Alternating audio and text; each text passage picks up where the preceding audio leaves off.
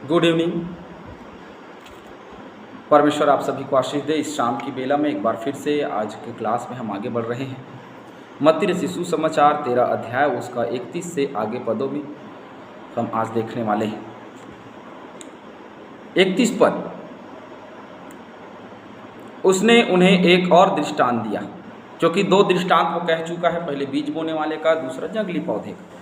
अब वह एक और दृष्टांत कह रहा है, क्योंकि वो स्वर्ग के राज्य के विषय में लगातार बता रहा है कि स्वर्ग का राज्य कैसा है। एक बार फिर से वह बताना चाह रहा है कि स्वर्ग का राज्य कैसा है, ताकि लोग मन फिराएं और स्वर्ग के राज्य में जाएं। ये दृष्टांतों में बताने का मतलब यही था कि लोग समझें और समझ करके अपने मन को फिरा करके स्वर्ग जाएं। और यीशु मसीह के जीवन का उद्देश्य यही था कि लोग मन फिरा करके स्वर्ग जाएं। तो एक और दृष्टांत वह कह रहा है, स्वर्ग का राज्य किसके समान है? राई के दाने के समान है, जिसे किसी मनुष्य ने लेकर अपने खेत में बो दिया। अब ये राई के दाने के समान कह रहा है कि किसी व्यक्ति ने खेत पर लेकर के बो दिया। मत्ती का 17:20 देखेंगे। उसने उनसे कहा, अपने विश्वास की घटी के कारण, क्योंकि मैं तुझसे सच कहता हूँ, यदि तुम्हारा विश्वास राई के दाने के बराबर ही हो तो इस पहाड़ से कह सकेंगे, यहाँ से सरक कर वहाँ चला जा, तो वह चला जाएगा। राई के दाने के समान विश्वास। तो राई के दाने का उदाहरण यहाँ पे दे करके यह कह रहा है कि एक व्यक्ति खेत पर गया और खेत में उसने राई के दाने को बो दिया। वह सब बीजों से छोटा तो होता है, क्योंकि राई सबसे छोटा होता है, सब बीजों में सबसे छोटा होता है जो बोया जाता है। पर जब बढ़ जाता है तब सब साग पात से बड़ा होता है और ऐसा पेड़ हो जाता है कि आकाश से पक्षी आकर उसकी डालियों पर बसेरा करते हैं। सरसों के खेत में बहुत छोटे छोटे चिड़िए घोंसले बनाते हैं, घोंसले बना करके उसमें रहते हैं।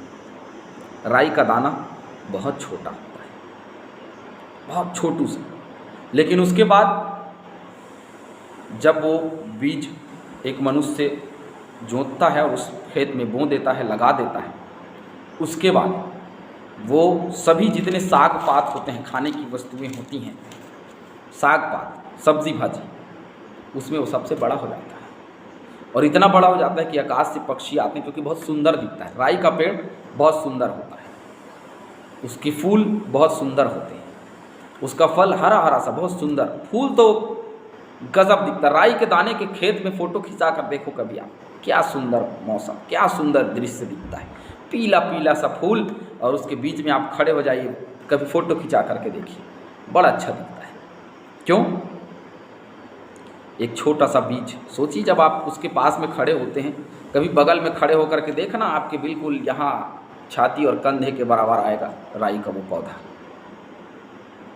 इतना छोटा सा बीज, इतना बड़ा पौधा, मतलब समझते हैं। अगर दुनिया की भीड़ में हम बहुत छोटे क्यों ना, लेकिन उसके बावजूद भी वो आकाश से चिड़िए उसमें आकर के बसेरा करेंगे, वहाँ से तृप्त होने के लिए उस जगह में आएंगे। ठीक वैसे ही परमेश्वर के जन चाहे कितने छोटे स्थान में हो या कितने छोटे जगह में हो। मैं बहुत छोटे जगह का प्रचारक हूँ, लेकिन लोग अन्य अन्य स्थानों में प्रचार के लिए बुलाते हैं। क्यों? क्योंकि परमेश्वर यहोवा राई के दाने को इतना बड़ा कर देता है कि आकाश के पक्षी वहाँ आए। अरे हम तो मनुष्य हैं, उसने तो अपने हाथों से हमें बनाया है, उसने रचा है। भजन संहिता 104 निकालेंगे।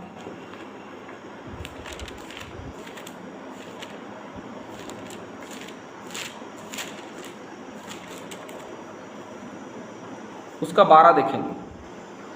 उनके पास आकाश के पक्षी बसेरा करते हैं और डालियों के बीच में से बोलते हैं।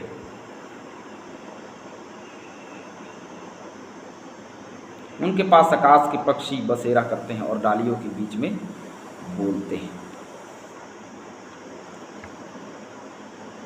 तो अब डालियों के बीच में से जब वो बसेरा करेंगे तो डालियों के बीच से चहचहाएंगे, बोलेंगे, बातें करेंगे।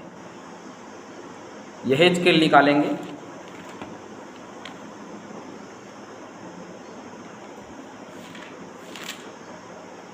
यहेजकेल 17 उसका 23। इज़राइल के ऊंचे पर्वत पर लगाऊं, अर्थात इज़राइल के ऊंचे पर्वत पर लगाऊंगा, तब वह डालियां फोड़कर बलवंत और उत्तम देवदार बन जाएगा और उसके नीचे अर्थात उसकी डालियों की छाया में भांति भांति के सब पक्षी बसेरा करेंगे। परमेश्वर यहोवा अपने लोगों को ऐसे स्थान में लगाता है जहां बहुत सारे अन्य अन्य प्रकार के लोग आते हैं और आ करके उसके समीपता में बैठते हैं, उसमें उस छाया में आनंद करते हैं या उनकी बातों को सुनते, उनके सुसमाचार के प्रचारों को सुनते हैं और अपने मन को बदल लेते हैं। परमेश्वर यहोवा में मैं और आप भले ही राई के दाने के समान बहुत छोटे दिखाई दें, लेकिन मैं आपसे एक चीज कहना चाहता हूं, वो ये कि परमेश्वर यहोवा क्या करता है।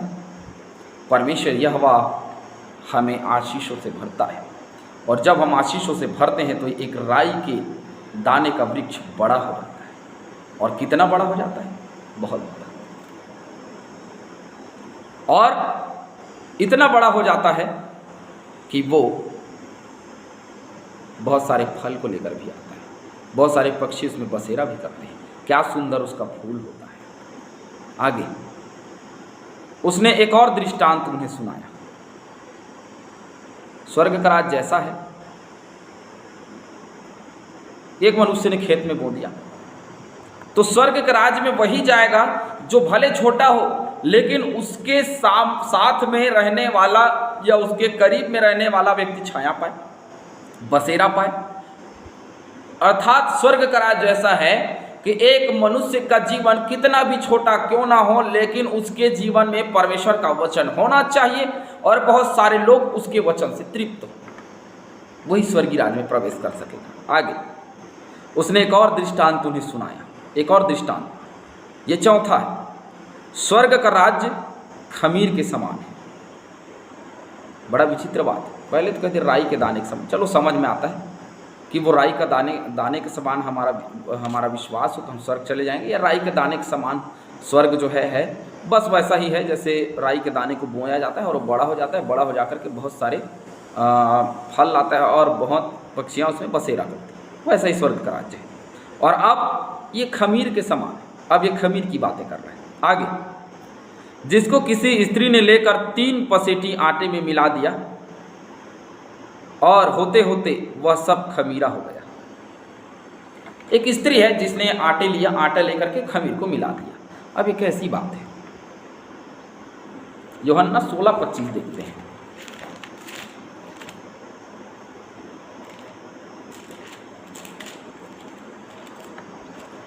मैंने ये बातें तुमसे दृष्टांतों में कही हैं, परंतु वह समय आता है कि मैं तुमसे फिर दृष्टांतों में नहीं कहूँगा, परंतु खोलकर तुम्हें पिता के विषय में बताऊंगा। उस दिन तुम मेरे नाम से मांगोगे और मैं तुमसे यह नहीं कहता कि मैं तुम्हारे लिए पिता से विनती करूंगा। मैं बिल्कुल नहीं कहूँगा। उस दिन मैं विनती नहीं कर सकता। उस दिन तो न्याय के सिंहासन में रहेगा परमेश्वर। तो ये गूथा हुआ आटा है जो खमीर हो गया। ये सब बातें यीशु ने दृष्टांतों में लोगों से कही। ये सब बातें प्रभु यीशु मसीह ने लोगों से दृष्टांतों में कही, और बिना दृष्टांत वह उनसे कुछ न कहता था। बिना दृष्टांत वह उनसे कुछ भी नहीं कहता था, क्योंकि वह दृष्टांतों में ही बात कर रहा था। तो अब एक बात बताइए, अब ये गूथा हुआ आटा, ये कहा जा रहा है कि एक गूथे हुए आटे को खमीर कर दिया। अरे इसका मतलब ये है कि स्वर्ग का राज्य पहुंचना है, स्वर्ग का राज्य में जाना है, तो जैसे गूथा हुआ पूरे गूथे हुए आटे में थोड़ा सा खमीर डालो, पूरे आटे को खमीर कर देता है। नमक थोड़ा सा भले रहता है, लेकिन पूरे सब्जी को अपने स्वाद में रंग लेता है। सही बात कह रहा हूँ? क्यों? थोड़ा सा नमक इतने सारे सब्जी को अपने स्वाद में क्यों बदल लेता है? और उसका स्वाद आप बिना मिर्ची के सिर्फ नमक डाल के कोई चीज़ खा लो, स्वाद आएगा। नमक होना चाहिए। मौज मसाला सब डाल लीजिए, नमक नहीं डालोगे तो स्वाद बिल्कुल नहीं आने वाला। इसीलिए ये जो गूथा हुआ आटा है, थोड़ा सा खमीर, इतू सा खमीर लिया और वो खमीरा हो गया। ठीक वैसे स्वर्ग का राज्य जिसको पहुंचना है, आपका स्वाद चाहे आप भीड़ में चले जाओ, कहीं भी चले जाओ, खमीर अपना स्वभाव नहीं छोड़ता, वो पूरे आटे को खमीर कर देता है ना। जैसे वचन में लिखा है कि बुरा चरित्र अच्छे चरित्र को बिगाड़ देता है, ठीक वैसे ही अपने अच्छे चरित्र से लोगों के मन को बदल दीजिए। जैसे एक खमीर पूरे गूथे हुए आटे को खमीर कर देता है, वैसे ही आप भी हो जाइए, एक खमीर के समान बन जाइए कि आप जहाँ भी जाइए आप एक गूथे हुए आटे को या इस संसार में लिपटे हुए लोगों को, गूथा हुआ आटा का मतलब होता है संसार में लिपटे हुए, संसारिकता में लिपटे हुए लोग। जब आप जाओ उस जगह में तो आप उस गूथे हुए आटे को, उनके हर एक जीवन को आप बदल दीजिए। स्वर्ग का राज्य ऐसा ही है। आप जाओगे, आपके स्वभाव से, आपके चाल चलन से, आपके बातचीत से, आपके सुसमाचार के प्रचार से लोगों का हृदय परिवर्तित हो जाए, लोगों का मन बदल जाए। लोग इस संसार में गूथे हुए आटे के समान हैं, एक साथ मिलकर के पाप कर रहे हैं, पाप की दशा में आगे बढ़ रहे हैं। यहाँ जाना है और खमीर के समान अपने स्वभाव को कभी नहीं छोड़ना है। कुछ लोग तो गाली गलौज के माहौल में जाते हैं, गाली गलौज देने लग जाते हैं। कुछ लोग शराब के माहौल में गए, शराब पीने लग गए। कुछ लोग लड़ाई झगड़े के माहौल में गए, लड़ाई झगड़ा करने लग गए। बिल्कुल नहीं। मैं और आप जगत की ज्योति हैं, तो अंधकार में कभी हम मिल नहीं सकते, क्योंकि कभी भी ज्योति जो है अंधकार को ग्रहण नहीं करती और अंधकार ज्योति को ग्रहण नहीं करती। दोनों अलग अलग हैं। जहाँ ज्योति होती है वहाँ अंधकार मिट जाता है, अंधेरा मिट जाता है। जहाँ अंधेरा होता है वहाँ ज्योति नहीं चमकती। मेरे प्रियो, मैं और आप जगत की ज्योति, मैं और आप एक राई के दाने के समान इस जगत में छोड़ दिए गए। मैं और आप एक खमीर के समान हैं जिसको अपना स्वभाव नहीं छोड़ना है। लोग आए हमारे जीवन से तृप्त, लोग आए हमारे जीवन से सीखें, लोग आए हमारे जीवन से बातचीत करें, लोग आए हमसे पूछें क्या तुम मसीह यीशु, मतलब तुम इतना प्रेमी स्वभाव के क्यों हो। हम मसीह यीशु की गवाही दें कि मसीह यीशु हमारे चाल चलन, हमारे व्यवहार, हमारे स्वभाव में प्रेमी जो पन है, जो नमी है, जो नम्रता, दीनता है, ये सब मसीह यीशु के कारण है। मेरे और आपका जीवन ऐसा होना चाहिए। गूथे हुए आटे को खमीर कर देता है, वैसे अपने जीवन जहाँ कहीं भी आप जाएं अपने स्वभाव को लेकर के जाएं, मसीह यीशु को लेकर के जाएं, मसीह यीशु को उस गूथे हुए आटे में मिला दें। तो मसीह यीशु जैसे खमीर अपना काम कर देता है, वैसे मसीह यीशु भी अपना काम कर देता है। आप सभी को प्रभु आशीष दे। आमीन।